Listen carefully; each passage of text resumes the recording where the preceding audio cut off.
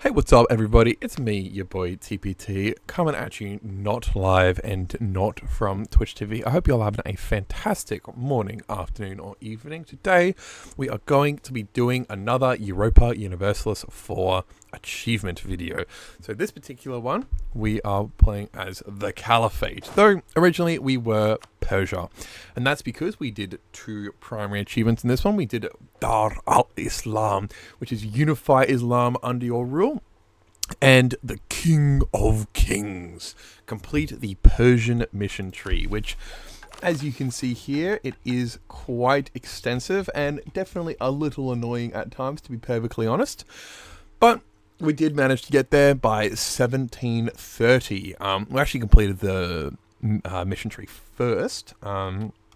It was actually the Dar al-Islam, which took a little bit longer, just because of all of the provinces that we needed for it. Because we needed Cordoba, we needed Ifni, we needed Palermo and Messina. And those ones were the ones that did take us a little bit longer. But overall, it wasn't too bad. This was definitely one of the longest missions here, is we need to own all provinces as part of the Persia subcontinent. First of all, that did definitely annoy me, because if you don't know, Persia is the subcontinent, but Persia is also a region as well too. And the region and the subcontinent are different. So when I had originally done this, I thought that I already had everything that I needed, and then some, but I actually needed the subcontinent, which meant I was missing a couple important provinces, specifically this one here, and this one here, and this one here. I think it was that one. Nope, sorry, it was just these two. Which was very, very frustrating, because I didn't realize that they were actually different geographical, things. On top of that, this mission and this mission are also a little annoying as well too, because you have to do the Persian influence and elevate influence state, and to do that you need to use the court, art and culture and government reform, which personally I'm not actually a big fan of. I think it kind of sucks.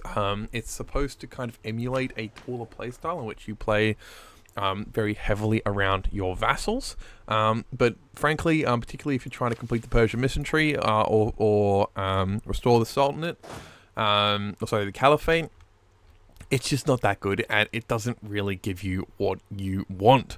So definitely not a fan of it. It encourages tall play, which I feel like would be a lot better in multiplayer, but in single player, it just ain't it. But anyway, you probably may have guessed, but we did start as the wonderful nation of Ajam.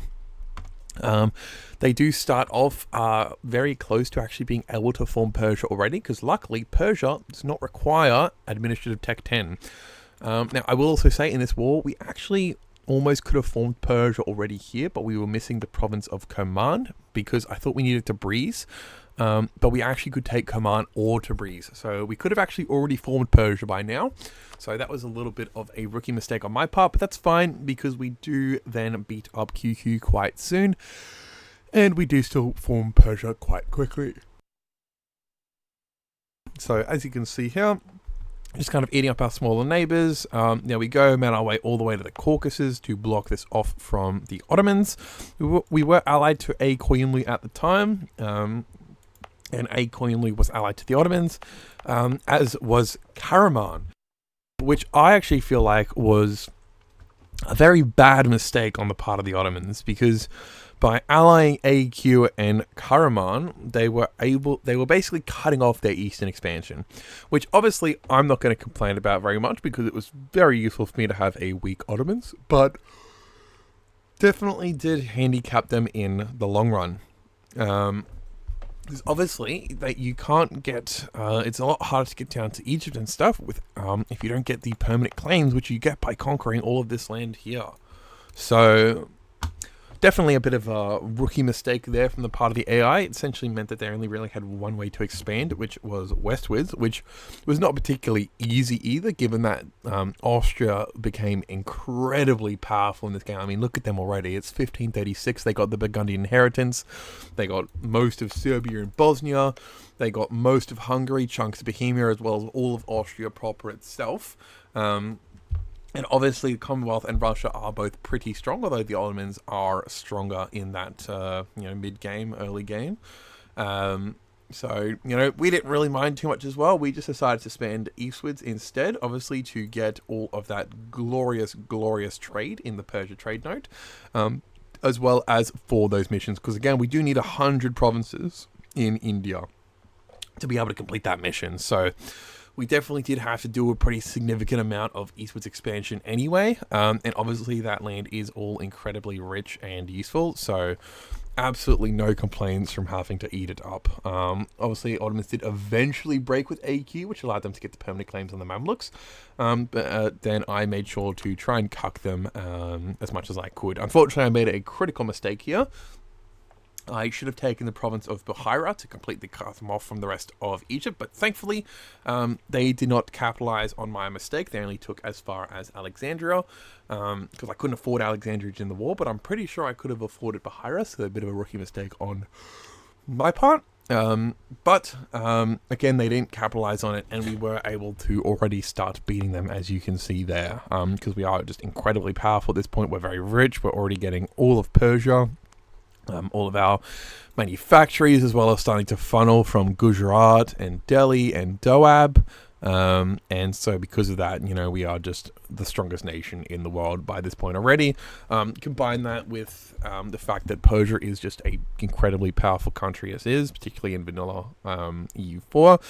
And it did really just meant that for most of the game, we just didn't really have any doorstops to stop us.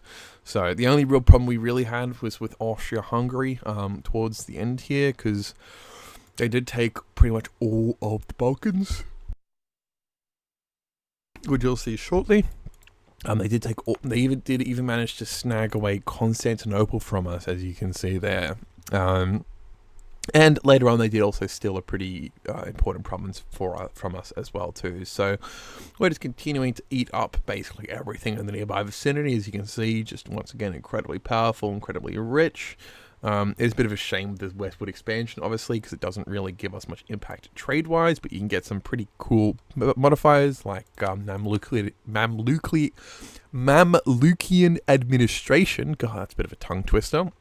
Which for increase in autonomy provides a significant governing reduction cost for all of your Egyptian provinces, which is great because I didn't really plan on stating them anyway, given that they are downstream of my home and / primary node. So there wasn't really much point in being able to fully state them. So that's a pretty good thing here. That was probably our biggest block there, was that first Austria-Hungary war, as you can see by the ginormous size of them. Naturally, they're a lot smaller now because I've taken a fat chunk of them. But they did have about 750,000 men in the late 1600s to early 1700s, which is an incredible number of troops, by the way. They did outnumber us by about 2-1 in that war. Thankfully, of course, we did have a significant quality advantage, but they definitely put up quite a fight. So it was solid fun though. They did, I believe there was around 2 to 2.5 million casualties off the top of my head in that particular war, that first Austria-Hungary war. Obviously, we did have a couple others on them since then, as well as one which we just finished. But that being said, once we did beat them up the first time, it definitely did become significantly easier the second. Especially once we were able to, get rid of some of their allies and such. But just look at the size of this behemoth. Still number 2 GP, 2,700 development. And they still have 400,000 soldiers, which is obviously a bit of a far cry from the 700,000 that they used to field. But as you can see here, still a monstrous force limit. So definitely was a real blast there to fight them.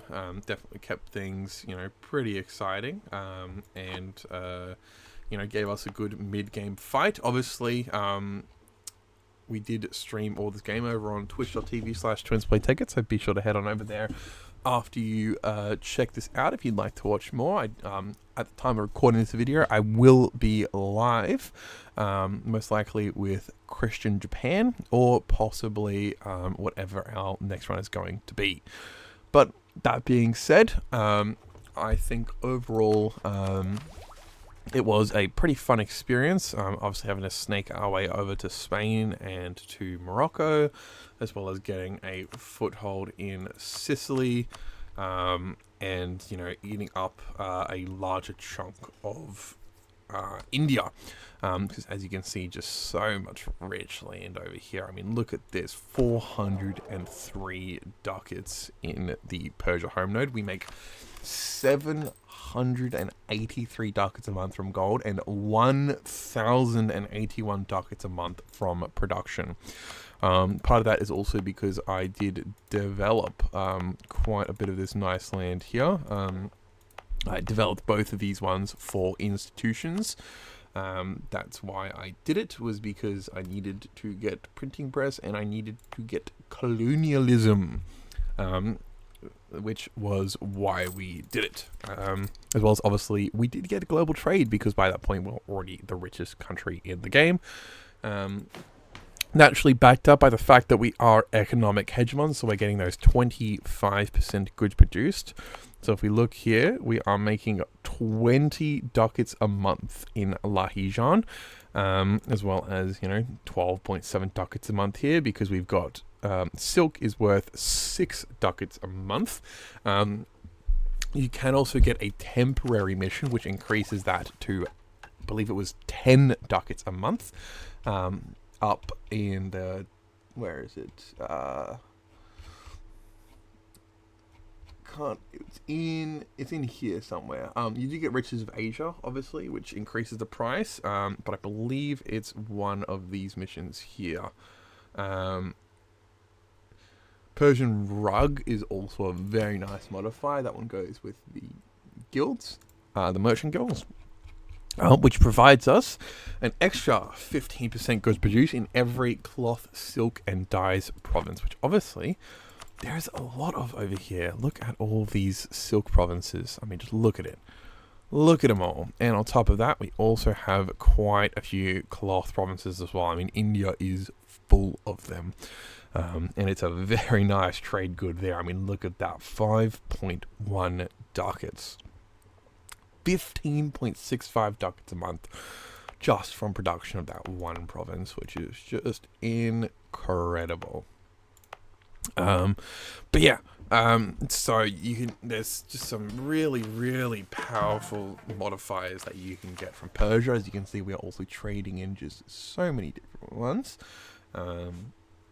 As well as, look, we've even got cloves there as well too. Gotta love good old cloves.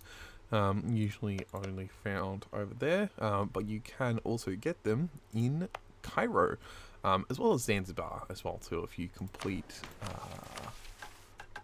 where is it? There it is. Getting cloves in Zanzibar. All you gotta do is you gotta have a province producing gold, and then you can make Zanzibar produce cloves, which is way better than slaves. Only 2.2 ducats, pretty terrible. Whereas cloves, you're looking at a cheeky 8 ducats a month right there. Look at that, 12 ducats a month. Just incredibly rich, incredibly powerful. We have 875,000 max manpower. We have 720,000 troops on the field, full level 5 advisors. Obviously, we have all of these different benefits, but on top of that, even despite that, we still have 110 maximum absolutism. So, if we really wanted to, we could actually give them even more benefits, which is just crazy to think of, because we've got some pretty solid ones in here. I mean, look at that, 10% ICA, and that one doesn't even have any maximum absolutism reduction. Neither does the Persian rugs as well too. We've also got here 5% ICA as well too, from the Quizzlebash, and then you do also have the Gilmans, which I didn't really make the most of, but they do also have some pretty nice modifiers here. Yeah, look at that defensive policy, which gives you fort maintenance, garrison size. Again, no absolutism lost. But yeah, just very, very powerful.